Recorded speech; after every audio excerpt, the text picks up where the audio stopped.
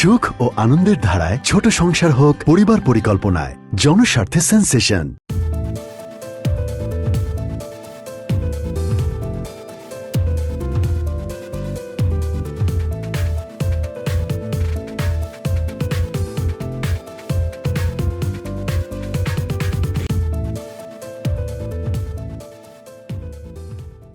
শুভ দুপুর প্রিয় দর্শক, সকলকে শুভেচ্ছা, সাদর আমন্ত্রণ। চ্যানেল আর পর্দায় দেখছেন নিয়মিত আয়োজন সেন্সেশন প্রেজেন্টস তারকাকথন। দর্শক, আমরা বাঙালিরা ভীষণ গানপ্রিয় এক জাতি, আর হবই নাই বা কেন। বাংলা গানে এত সমৃদ্ধ আমাদের এক ভাণ্ডার। আমাদের রবীন্দ্রনাথের গান রয়েছে, নজরুল সঙ্গীত রয়েছে, পঞ্চকবিদের গান রয়েছে, আমাদের ফোক সং রয়েছে, চারি সারি, ভাটিয়ালি, ভাওয়াইয়া, আমাদের লালন গীতি। প্রত্যেকটি সঙ্গীত আমাদের জীবনের কথা বলে, আমাদের জীবন বোধের কথা বলে। আর এই সবগুলো ধারার থেকে অন্যতম জনপ্রিয় একটি ধারার নামই লোকসঙ্গীত। কারণ লোকসঙ্গীতের মূল সৌন্দর্য, এর জন্ম হয়েছে মানুষের জীবন থেকে, আর এই সঙ্গীত মানুষের জীবন নিয়েই কথা বলে। তাই হয়তো এই সঙ্গীতের জন্য বিশ্বব্যাপী জনপ্রিয় আমাদের দেশ। দর্শক, বুঝতেই পারছেন আজ লোকসঙ্গীত নিয়ে কথা হবে, বাউল সঙ্গীত নিয়ে কথা হবে, আধ্যাত্মিকতার কথা হবে, হবে জীবনবোধের কথা।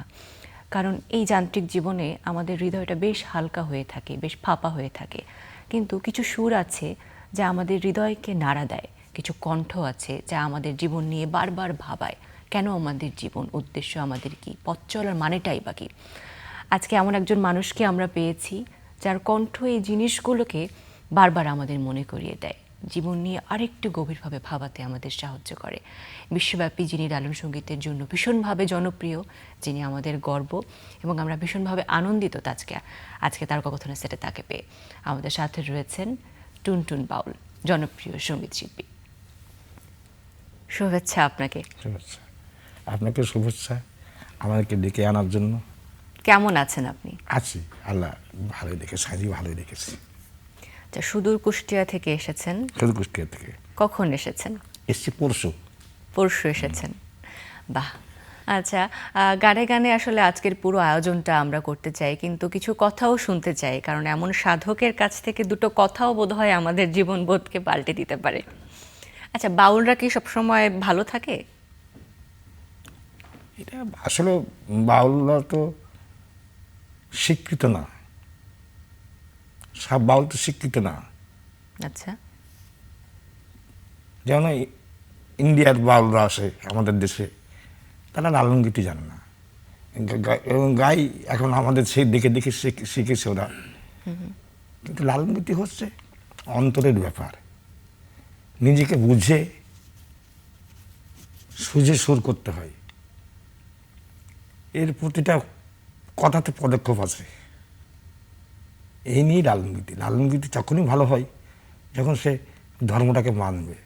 এত কিছু জানেন, এত ধাপ পেরিয়ে একজন শিল্পীকে সাধনা করতে হয়, তাও বলছেন যে বাউলরা শিক্ষিত না? স্বীকৃত মানে স্বীকৃত, এদিকে স্বীকৃত ঠিকই, কিন্তু আমাদের দেশের বাউলদের ওই অবস্থা নাই, ওই অবস্থানে নেই। ওই অবস্থানে নাই। কিন্তু আপনি তো একজন স্বীকৃত সঙ্গীত শিল্পী, আপনার অনেক নামডাক রয়েছে, আন্তর্জাতিকভাবে আপনার একটা খ্যাতি রয়েছে। তাহলে এই বিষয়টা নিয়ে আপনি কি বলবেন? খুব চিন্তা করি বিষয়টা নিয়ে।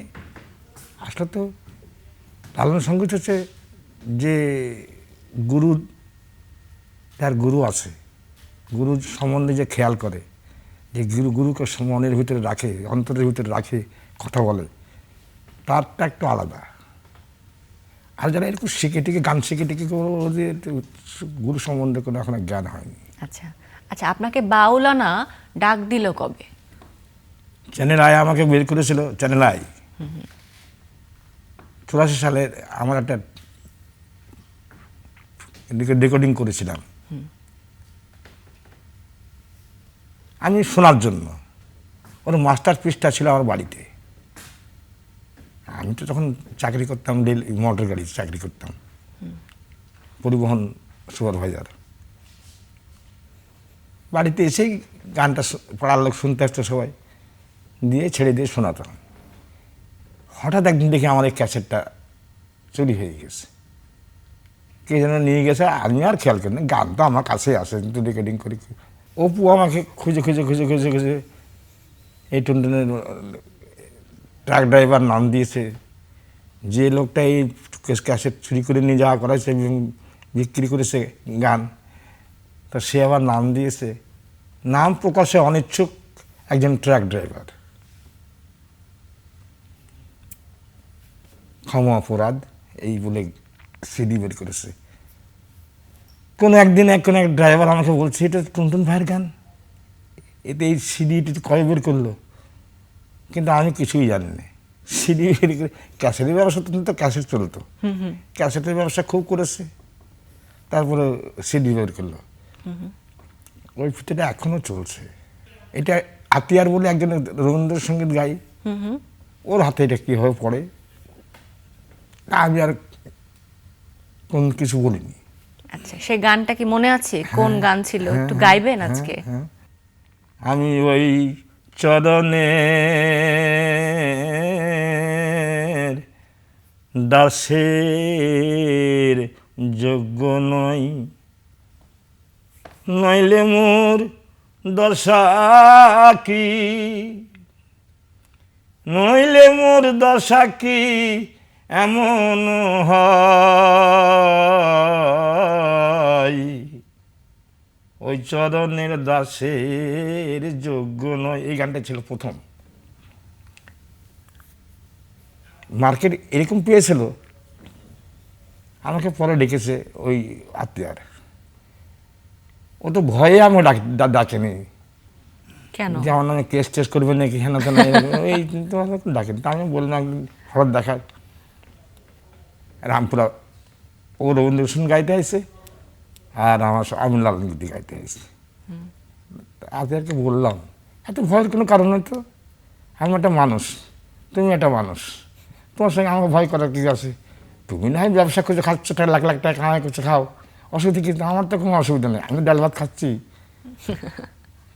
আচ্ছা, আপনি যেমন বলছিলেন যে আপনার যখন একটা সন্তান আছে, ঠিক সে সময় আসলে বাউল গানের প্রতি আপনার ভালোবাসা বা সেই ডাকে সাড়া দেওয়ার একটা ঝোঁক আপনার তৈরি হলো, সেটা তারপরে জীবনটা আসলে কোথায় গিয়ে দাঁড়ালো? তারপরে এই মকসুদ আলী সাঁই, যিনি লালন গীতির আমাদের গুরু, ওই মুহূর্তে যে টাইমে মকসুদ আলী সাঁই প্রকাশ হয়, দেশের তখন খুব অভাব অনটন ছিল, দেশ স্বাধীন হলো কেবল, কে কোথায় ঠিক ঠিকানা নাই। তখনই আমার সঙ্গে মকসুদ আলী সাঁয়ের পরিচয় হয়।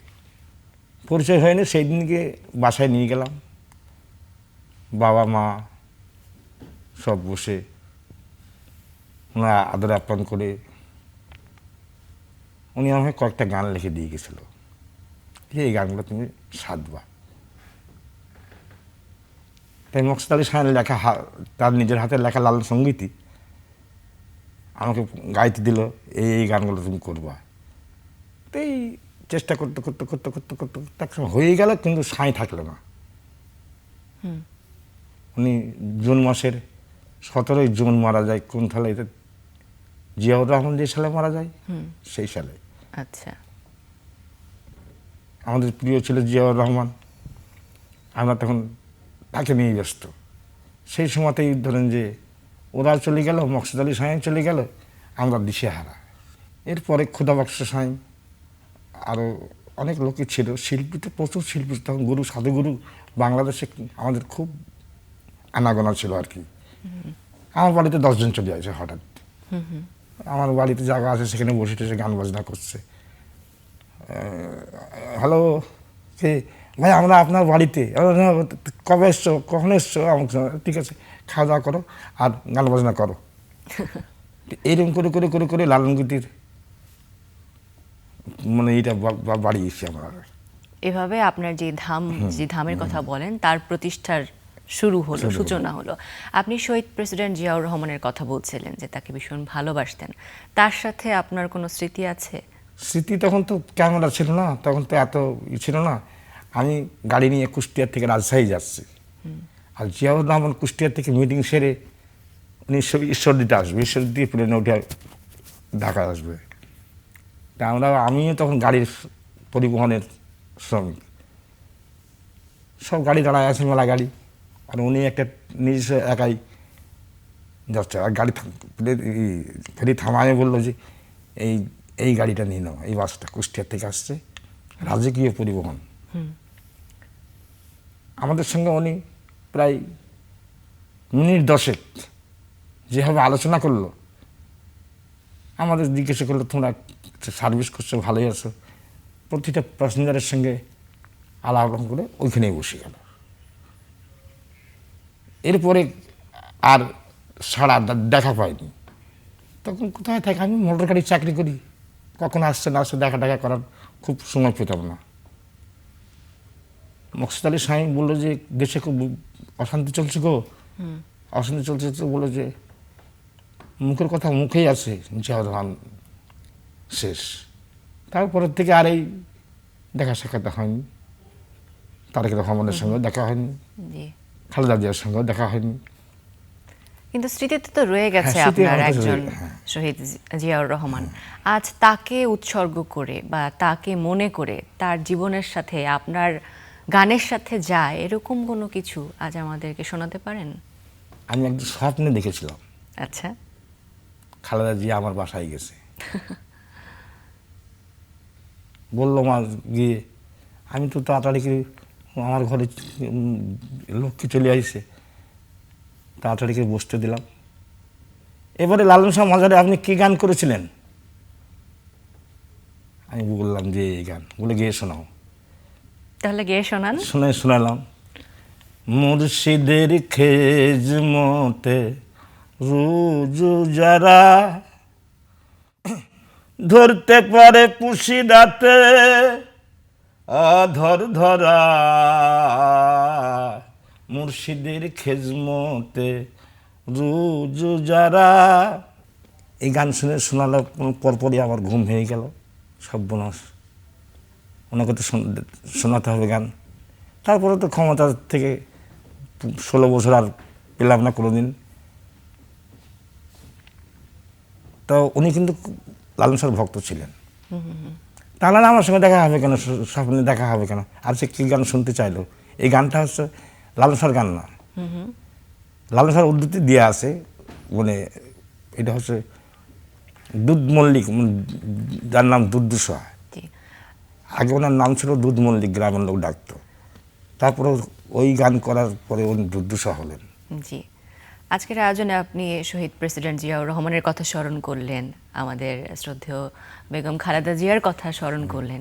এখন কিন্তু তাদেরই সুযোগ্য পুত্র তারেক রহমান, তিনি ক্ষমতায় রয়েছেন, আমাদের প্রধানমন্ত্রী হিসেবে তিনি দায়িত্ব পালন করছেন। কেমন লাগছে, অনুভূতিটা কেমন? উনি পেয়েছে তো ভাঙাচুরো গাড়ি, উনি যেভাবে পেলেন দেশ ভাঙাচুরো একদম, উনি নিজেও ভাঙাচুরো মার খেয়ে খেয়ে দেশটা আমাদের মার খেয়ে গেছে। যেমন একটা নায়ক বই করলো না, অনিল কাপুর, বলে আমি চাকরি করবো না, আমি চাকরি করবো, 6 ঘন্টা ডিউটি করবো, এসে বাল বাচ্চা নিয়ে থাকবো। তখন ওই বলছে আরে একদিনের প্রেসিডেন্ট, হ্যাঁ, তোমার হাতে দেশ আসতে চাচ্ছে আর তুমি এখন ঝামেলা করছো, অতএব তুমি ক্ষমতায় টিকে থাকবা। তো ওই রকম একটা মানুষের দরকার আমাদের দেশে। उस्ताद हमारा देश निंगड़ा हो गया है, हमारा तरह इसको जरा सोजा कर दीजिए ना। तो हमारा देशটা এরকম ন্যাংরা হয়ে গেছে। লালন গীতি বা লালন সঙ্গীতে কিন্তু আধ্যাত্মিকতার কথা অনেক বেশি থাকে, দেশের কথা আছে, রাজনীতির কথাও আছে। এই সব কিছু ধারণ করে একটা গান কি আমাদের শোনাতে পারেন আবার?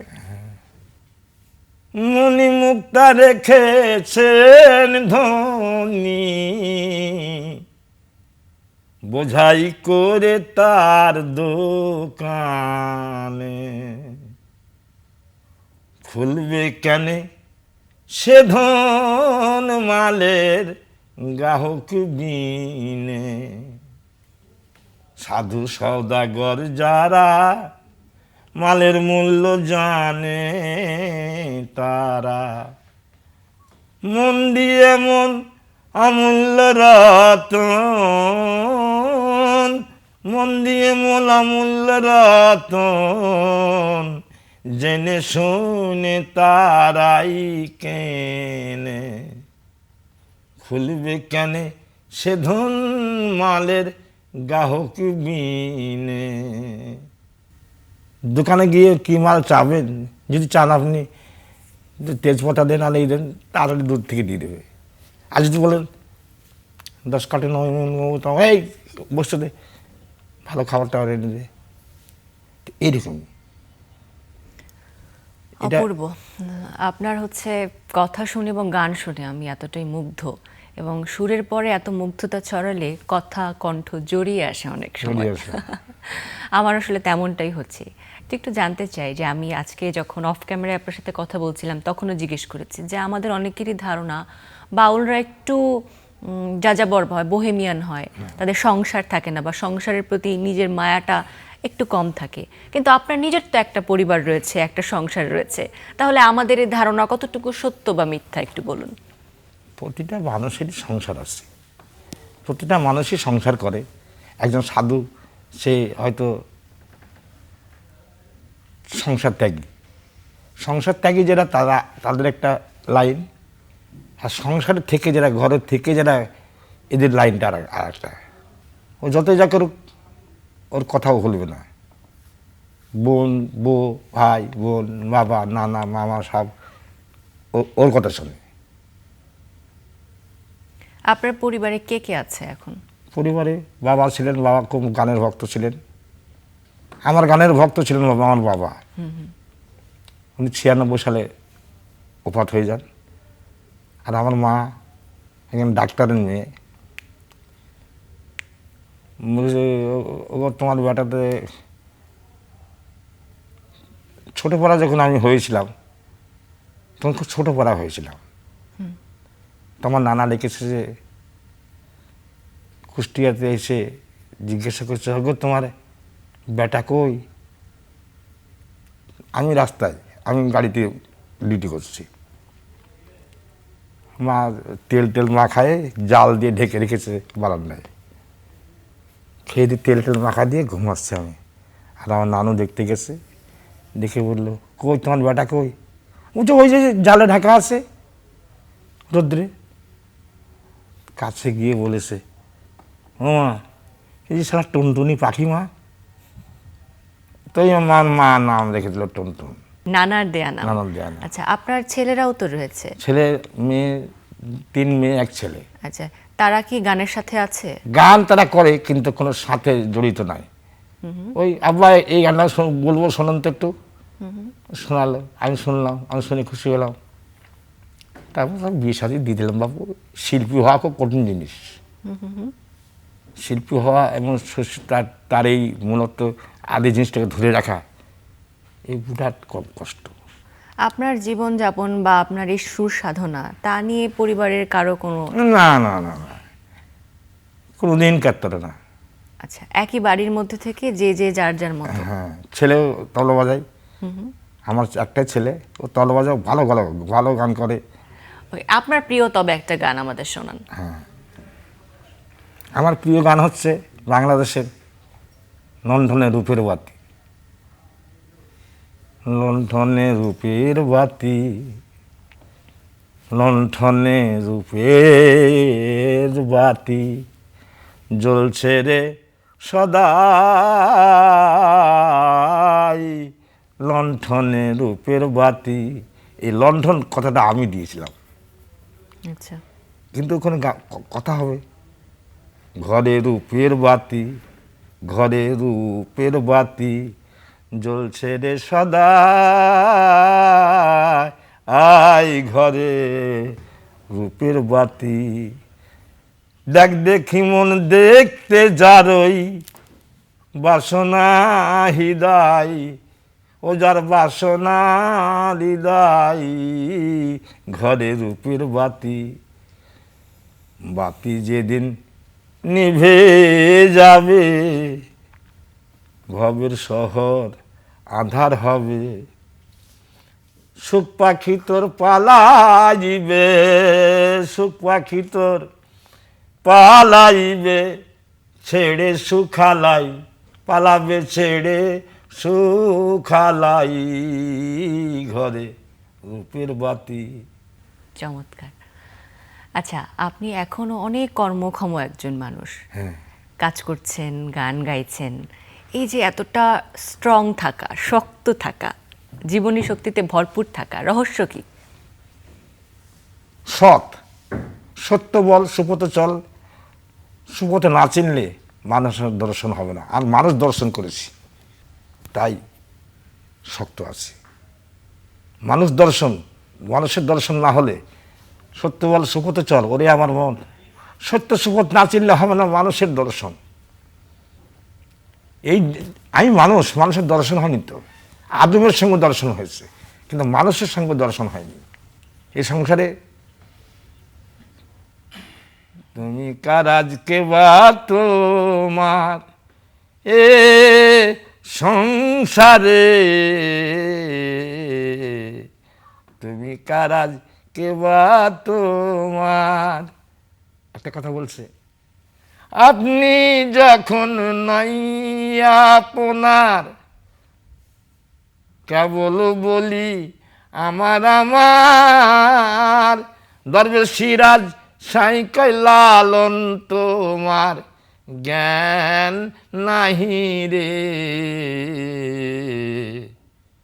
তুমি কার আজকে বা তোমার এ সংসারে, তুমি কার আজকে বা তোমার। কি বলছে আবার বলছে, আপনি যখন নয় আপনার, কেবল বলো আমার আমার, দরবেশ সিরাজ সাইকাই লালন তোমার জ্ঞান নাহি রে, তুমি কার আজকে বা তোমার। সময়ে সকলি সখা, অসময় কেউ দেয় না দেখা, যার পাপে সে ভোগে একা চার যুগে রে।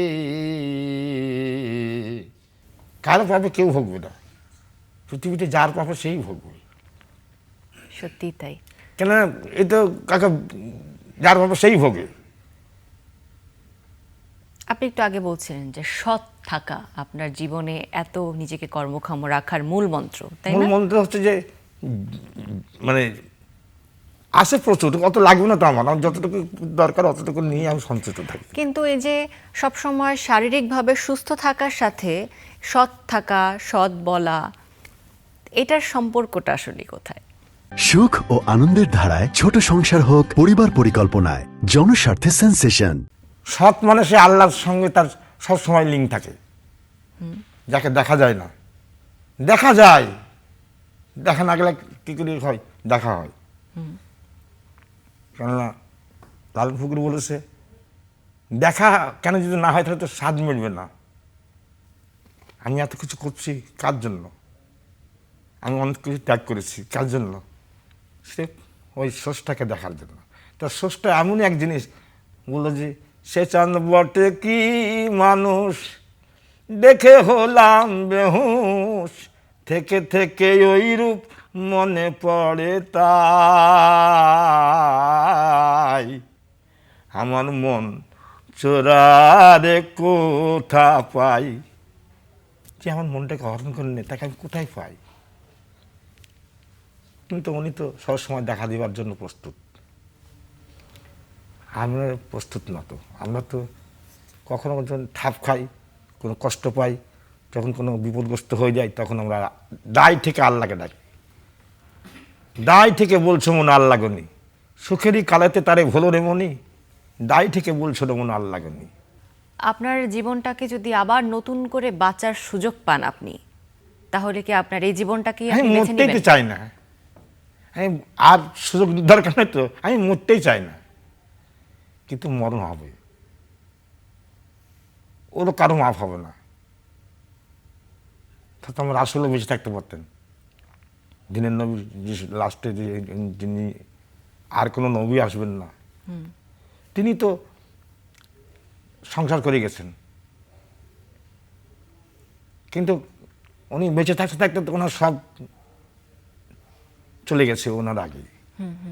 তারপরেও তো খতে যাবে সাথে তার বিয়ে হয়। তাহলে আত্মত্যাগের বিষয় এগুলো। অত সম্পত্তি, অত টাকা পয়সা ক্ষতি যার মূল্য দেননি, কিছুই থাকবে না। ওসব তুমি হারা দাও, হেঁটে হেঁটে তুমি আসো, ওখান থেকেই লাভ হয়। যে মার কাছ থেকে এলাম, সেই মার কাছে কিছু চাইলে অবশ্য মা তুমি যদি অন্তর থেকে সেই মার কাছে কিছু চাও, তোমার মা তোমাকে কখন ফেরাবে না, থাকলে দেবে, না থাকলে বোঝাবে, ভালোবেসে বলে বলে দেবে, এই হলো কথা। মৃত্যুর কথা বলছিলেন, আমি মৃত্যুর কথা ভাবিনি। তো মৃত্যু নিয়ে কিন্তু অনেক গান আছে, মৃত্যুর পরে কি হবে, জীবন নিয়ে গান আছে, মরণ নিয়ে গান কোনখানে আছে। পালালে বাঁচা যায়, আপন মনের বাঘে যারে খায়, কোনখানে পালালে বাঁচা যায়, বন্ধ ছন্দ করে হেঁটে ফস করে যাই সকল কেটে, বন্ধ ছন্দ করে হেঁটে ফস করে যাই সকল কেটে, আমার মনের বাঘ গজ্জে উঠে সুখ পাখিরে হানা দেয়, কোনখানে পালালে বাঁচা যায়। লাল ফকির বলে যে মরার আগে মরতে পারলে ওই বাঘে কি করতে পারে, মরার আগে মরতে পারলে ওই ভাগে কি করিতে পারে, মরা কিসে আবার মরে, মরা কিসে আবার মরে, মরেও নাকি জান্দা দেয়, মরেও নাকি অমর হয়, কোনখানে পালালে বাঁচা যায়। তাই বাঁচা যাবে সেখানে, যে আস্তে আস্তে মরতে পারবে, ওইটাই তার সাধনা। যে আমি গান করতে করতেই মরে যাচ্ছি, আমার শেষ নিঃশ্বাস ত্যাগ করছি, সে কিন্তু মরে না। সে দেখা গেল তার মাজার হয়ে গেছে, লক্ষ লক্ষ লোক তার দরবারে আসছে, এই লালন শাহর দরবারে। আমি যখন ক্লাস 7-এ পড়ি তখন দেখেছি লালন শাহ মাজারে খালি জটালা সাধু আসত, বিরাট বিরাট জটালা সাধু, লাল টুকটুক মুখটা যেন নূরে একদম ভরপুর। এখন আর সেসব আসে না, এখন তার জন্য আমরা জ্বলে পুড়ে ছারখার হয়ে গেছে। এখন মানুষ দেশে চলছে, এই দেশটাতে কোনো বাজে ব্যবসা ছিল না, সমাজটা নষ্ট হয়ে গেছে নেশায়। অবশ্য নেশা করে, নেশা যেটা এক ধ্বংসের দিক। হিরোইন, আরে বাপরে, মানে কদিন খুব হিরোগিরি করে, কদিন পরে ইন হয়ে যায়, মানে একদম শেষ হয়ে যায়। হিরোইন মানে হিরোইন হয়ে যায়, ভিতরে ঢুকে যায়, শেষ হয়ে যায়। আচ্ছা, নেশার কথা বললেন, নেশা তো অনেক রকম হয়, গানের নেশা হয়, প্রাণের নেশা হয়, গানের নেশাতে আমার প্রেমের নেশাও প্রেমের হয়। নেশা হয়। বাউলদের নেশাটা কি? বাউলদের কিছু নেশা আছে যা ছাড়া বাউলরা নাকি গান গাইতে পারে না, এ কথা কি সত্যি? আমরা শুনে থাকি। আমি লালন শাহ মাজারে আমাদের একটা মিটিং হয়, সেই মিটিংয়ে ডি সাহেব আছে, সব আছে, এসপি সাহেব আছে। বলো, ফকির কী খবর? এই গাঁজা নিয়ে। আমি গাঁজাটা হচ্ছে আল্লাহর গাছ, প্রকৃতি, এটা কোনো কেমিক্যাল না, এটা আল্লাহ দিয়েছে। এটা মানুষ একটু সিদ্ধি খেয়ে শান্ত থাকবে, এবং থাকেও তাই। সিদ্ধিটা কি? সিদ্ধি নামটা কোথা থেকে আসলো? সিদ্ধি যেটা খেয়ে সাধন হয়, ওই সিদ্ধি খেয়ে সাধন করে। আচ্ছা, তাহলে এটাতে কি মানে লালন সঙ্গীতের যেই মজাটা, নির্যাসটা, মজাটা, এটা কি আসে? আসে। এবং সেরকম খোর হতে হবে, বলতে আমি জানলে একটা খেয়ে নিলাম, আরে আর ওটা না। এটা আমার মকসুদ আলী সাঁই, উনি গান গাইবার আগে ওনাকে 1 ঘন্টা টাইম দিতে হতো। 1 ঘন্টা টাইমের মধ্যে যতক্ষণ ভাবনা হবে তারপর উনি গান করতেন। বাউলরা তো সারা রাত ভরে গান গাইতে পারে এবং বলে রাত যত গভীর হয় গানের নেশা তত তাজা হয়। তাজা হয়। এটা কেন হয়, কিভাবে হয়? ভাবতে ভাবতে মজাটা এসে যায়, যেটা মজা আছে যে তখন খিদে পিয়াস কিছুই থাকে না। এইটাই হচ্ছে ওই জিনিসটাকে রপ্ত করার জন্যই এই একটু এটা সেটা খাওয়া লাগে। এখনো কি আপনি পারেন ঠিক আগের মতো করে, যখন বয়স আরো কম ছিল তখন যেভাবে গান গাইতে পারেন, সিদ্ধির সাথে থাকতে পারেন, এখনো কি পারেন? হ্যাঁ হ্যাঁ, সিদ্ধি দু একটা না খেলে সুরের একটা গভীরতা ওই ওই জায়গাতে পৌঁছানো যায় না। আবার যাই, যেমন আমাদের কিরণ ভাই, দুলা ভাই, কিরণ তো আমাদের দুলা ভাই, কুমারখালী জামাই। তো আমি দেখতাম যে উনি প্রচুর সিদ্ধি খাটেন। আচ্ছা, সিদ্ধি খেয়ে এমন এমন কথা বলতেন যে আমরা তখন হারিয়ে যেতাম, কথা শুনেই হারিয়ে যেতাম। যেসব গভীরের কথা লালন ফকির বলেছে এগুলো তো লোক তো জানে না।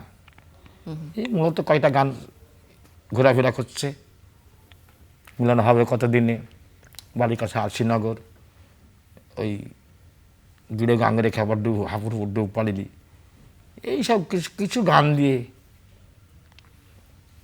আর এখন 75% গান ছাপা আছে। সুর করবে কে? এটা সুরের কাছে করতে পারে না। আচ্ছা, মিলন হবে কত দিনে গানটা অনেক জনপ্রিয়, অনেকের কণ্ঠে আমরা শুনেছি। আজ খুব ইচ্ছে করছে যে আপনার কণ্ঠে একটু শুনবো। মিলন হবে কত দিনে আমার মনের মানুষের সনে। আর মনের মানুষ বলতে গেলে স্বয়ং খোদা, মনের মানুষটাই হচ্ছে খোদা। তা আমার ভিতরে যদি উনি উদয় হয়, সেটা আমার কার্যক্রমে উদয় হবে।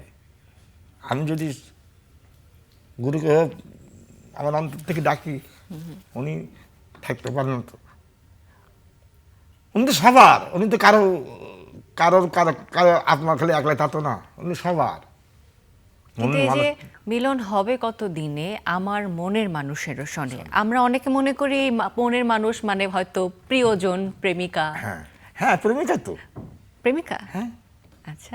ও সব জায়গাতে বিচরণ করেন, জলে স্থলে সর্ব জায়গায় তোমারই সব কীর্তিময়, সব তারই কীর্তিময়। প্রেম খালি যে প্রেমের তো কয়টা ধারা আছে। কোন প্রেমে আল্লাহ নামে মিরাজ করেছে, সাজির কথা বলেছে না। আচ্ছা, জীবনের এই পথ চলায় নিজের মনের মানুষের সাথে দেখা মিলেছে? 100 বার দেখা হয়েছে, 100 বার? 100 বার দেখা হয়েছে আমার, সবক্ষণ আমার সঙ্গে তার দেখা হয়। আপনি কি আল্লাহর কথা বলছেন? হ্যাঁ, আমি কিছু চাইনি তো তার কাছে। আর এমনিতে সৃষ্টিকর্তা উনি ছাড়া ভিখারি। কোনো মানবীর প্রেমে পড়েননি? মানবিক প্রেমে পড়িনি আমি। নারীর প্রেমে পড়েননি? না, কেন ওটা আমি আগেই বুঝে গেছিলাম যে এটা করলে আর আমার জীবনে গান থাকবে না। এটা হচ্ছে মহাশক্তি। স্ত্রীকে ভালোবাসেননি? হ্যাঁ, তবে ও মা, ওটার মেশাতে কায়দা আছে। আমার গিন্নি, আপনি এখন যান, গিয়ে খালি ঘর খুলে বলবেন যে ওই দেখো ওইখানে তোমার ওখানে 1 টিন ঘি রাখা আছে, আর গিন্নিকে বলবো দাও, ভাই বলেছে দেন। আপনি যদি ঘিটা নিয়ে সামনে ফেলাও দেন, আমার বউ কিছু বলবে না, আপনাকে দিয়ে দেবে। কেননা ও জানে যে আমার অর্ডার ছাড়াতে এটা হচ্ছে না। এরকম ভালোবাসা আমাদের। আচ্ছা, বিয়ের আগের ভালোবাসা আর বিয়ের পরের ভালোবাসা না, আমি ভালোবাসা করিনি। করেননি? না, আমার ছোটটা মা মারা করাটা কি অন্যায়? কেন অন্যায় হবে কেন? করা যায়? আমি তো বললাম না, সুযোগ পাইনি তো। টাইম দরকার হয় না, আমার টাইমই দরকার হয় না। আমার 6 বছর 8 বছর বয়সে মা মারা যায়, 12 বছর বয়সে। তখন 4-5টা ভাই বোন, 4-5টা ভাই বোন, এদেরকে নিয়ে কী করে সংসার চালাবো, কী করে চলবো, এই করতে করতে জীবনটা কেটে গেল। আচ্ছা, সত্য বল সুপথে চল, এই গানটা একটু বড় করে শুনতে চাই আপনার কাছে। সত্য বল সুপথে চল ওরে আমার মন, সত্য সুপথ না চিনিলে হবে না মানুষের দর্শন। সত্য বল সুপথে চল ওরে আমার মন, পরের দ্রব্য পরের নারী হরণ করো না পারে যেতে পারবে না। তাহলে এত কথা থেকে এইখানে আসলো কি জন্য? পরের দ্রব্য পরের দ্রব্য পরের নারী হরণ করো না, পরের দ্রব্য পরের নারী হরণ করো না পারে যেতে পারবে না। যতবার করিবি হরণ, যতবার করিবি হরণ, ততবার হবে জনম। সত্য বল সুপথে চল ওরে আমার মন, ছোট খাটো খুব দোকানদার যেজন, তাদের বাট খারাতে কম কসুর করিবে সেজন। ছোট খাটো দোকানদার যেজন, তাদের বাট খারাতে কম কসুর করিবে সেজন।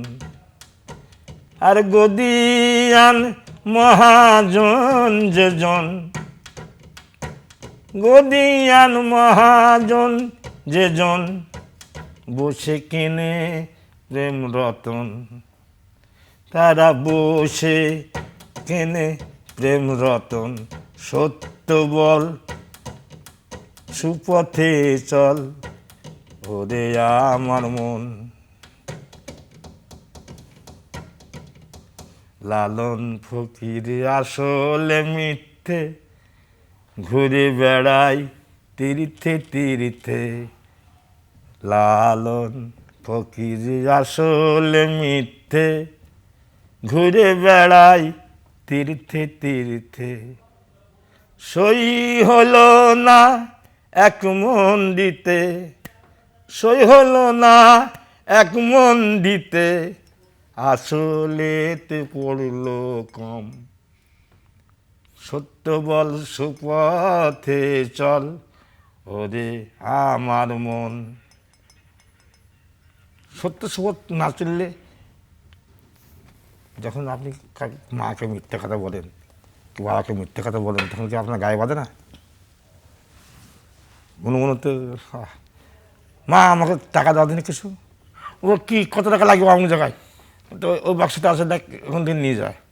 বলেছি 25 টাকা নেবো, নিয়েছি 30 টাকা। 30 টাকা নিয়েছি, হ্যাঁ আমার 25 টাকা নিয়েছি।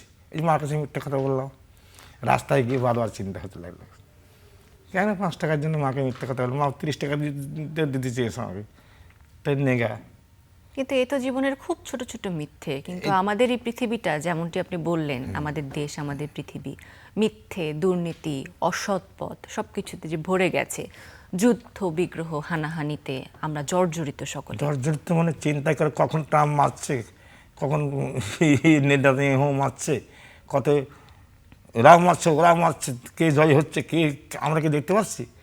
শুনছি আজকে জর্ডানকে শেষ করে দিল, আজকে আমাকে শেষ করে দিল, এটা শুনছি, আমরা তো দেখতে পাচ্ছি না। আবার আজকাল এমন দেখার সুযোগ করে দিয়েছে যে তার দেখাও যাচ্ছে কোথায় কোথায় ফেলছে, কোথায় কোথায় মারছে। আজকাল তার মিলিটারিরা যুদ্ধ করে না, যুদ্ধ করে প্রেসিডেন্ট। গল্প করতে করতে বলে তো এই সুইচ টিভি দিলে ওইখানে বসেই আছে, ওখান থেকে মাল চলে গেল সেই দেশে, খাম খাম করে মেরে দিলে চলে আসলো। কিন্তু এখন তো তাহলে আমাদের খুব ভালোবাসা ছড়াতে হবে, কারণ ভালোবাসায় আছে সুখ, ভালোবাসায় আছে শান্তি। এই ভালোবাসার সুখ শান্তি নিয়ে একটা গান যদি শোনান। ধরুন আজকে ট্রাম্পকে আপনি এই গানটা শুনিয়ে তাকে একটু বুদ্ধি দিতে চান, ট্রাম্প গান শোনে আমার, শোনে। জো বাইডেন আমার গান শুনেছে, ক্লিনটন গান শুনেছে, ওবামা গান শুনেছে, সবাই শুনেছে, তাতে আমার কি যায় আসে? তোরা শুনে যদি পারিস। এটা কি স্বপ্নে নাকি সত্যি? সত্যি, সত্যি? এই রেকর্ডে শুনে। আচ্ছা, আমার তো গান ওটাই খানিক রেকর্ডিং আছে, লাল সঙ্গীত। আচ্ছা, তাহলে ট্রাম্পের উদ্দেশ্যে একটা গান করেন যেটা আপনি এখন ট্রাম্পকে শোনাতে চান। ও আর শুনবে কি, ও তো বাংলা বোঝেই না। ট্রাম্পকে এখন যদি মুশকিলটিকে আসান করতে চাই, ও তো এখন মুশকিলে পড়েছে। তাহলে সব কিছু ত্যাগ করে ভালো মানুষ হতে হবে। তাহলে এই বিশ্ববাসীকে মানবতার গান শোনাতে হলে যে গানটি আপনি শোনাতেন, সে গানটি শোনান। একটা শুনলে তো হবে না, সিরিয়ালি শুনতে হবে। আজ আজ একটাই শুনি। আমার মন জানে আর জানে মর্ম, মুজেছি মন দিয়ে যারে, মনের কথা বলবো কারে, আমার মনের কথা বলবো কারে, মনের তিনটি বাসনা নদিয়াই করব সাধনা, নইলে মনের বিয়োগ যাই না, তাইতেছি দামে হাল মোরে, মনের কথা বলবো কারে, আমার মনের কথা বলবো কারে, কোটিতে কপিন পরিব করেতে করঙ্গ নেব, আমার মনের মানুষ মনে রাখবো, মনের মানুষ মনে রাখবো, মনের মানুষ মনে রাখবো, কার্য গাবো মনের শিরে, মনের কথা বলবো কারে, আমার মনের কথা বলবো কারে। বাহ, চমৎকার চমৎকার, অসাধারণ। আচ্ছা, আপনি কত গান জানেন বলুন তো? শত নাকি হাজার? এটা আমি বলতে পারবো না, মানে অগণিত জানেন না, সংখ্যা হ্যাঁ জানেন? হ্যাঁ হ্যাঁ, অগণিত। অগণিত। আসলে আমি লাল সঙ্গীতই করেছি অন্তত সজরেক, ইউটিউবিতে আমার এগুলো সব আছে, ওরা দিয়েছি মানে কখন কী হবে ইউটিউবে চলে যাচ্ছে আমরা নিজেরাই জানছি না। আমাদের কত দেশের বন্ধু বান্ধব, তখন তো ক্যামেরা ট্যামেরা ছিল না, আর এখন ক্যামেরা হয়েছে, ধরি শর্ট করে লাইভ ছেড়ে দিছে, এক জায়গায় চা খাচ্ছি আমরা দেখেছি, দেখে লাইভ ছেড়ে দিয়েছে। এগুলো কি আপনার নিজেরও তো একটা চ্যানেল আছে? আছে, এটা আমার ছেলে ব্যবহার করে। আচ্ছা, সেখান থেকে তো আপনি নিজের যে গানগুলো আপলোড করেন বা আপনার ছেলের মাধ্যমে, সেখান থেকে কোনো টাকা পয়সা আসে? এটা ছেলে জানে, ছেলে জানে। আমি এসব খুঁজে দেখিনি। আচ্ছা, অনেক ধন্যবাদ। আজ অনেক গল্প করলাম, অনেক কথা শুনলাম, এবং আপনি এত এত গান জানেন, সেগুলো এক আয়োজনে আসলে তুলে ধরা সম্ভব নয়। আমাদের অনেকগুলো অনুষ্ঠান প্রয়োজন। আগামীতে হয়তো আপনাকে আবারও আমরা পাবো, এবং আমরা অনেক ধন্যবোধ করছি যে আজ আমাদের সময় আপনি দিয়েছেন। একজন গুণী শিল্পী, বিশ্বব্যাপী যা সুনাম রয়েছে, স্বীকৃতি রয়েছে। অনেক ভালো থাকবেন। দর্শক, এই ছিল আমাদের আজকের আয়োজন। আশা করি আপনাদের ভালো লেগেছে। সুরের সাথে, সঙ্গীতের সাথে, বাউলানার সাথে আমাদের জীবনের আলোকিত দিকগুলো যেন আমরা আরও তুলে ধরতে পারি, চর্চা করতে পারি, সেই প্রত্যাশা রেখে আজকের আয়োজন থেকে বিদায় নিব। আমাদের সেন্সেশন প্রেজেন্টস তারকাকথনের এই আয়োজন থেকে সকলে ভালো থাকবেন। সুখ ও আনন্দের ধারায় ছোট সংসার হোক পরিবার পরিকল্পনায়, জনস্বার্থে সেন্সেশন।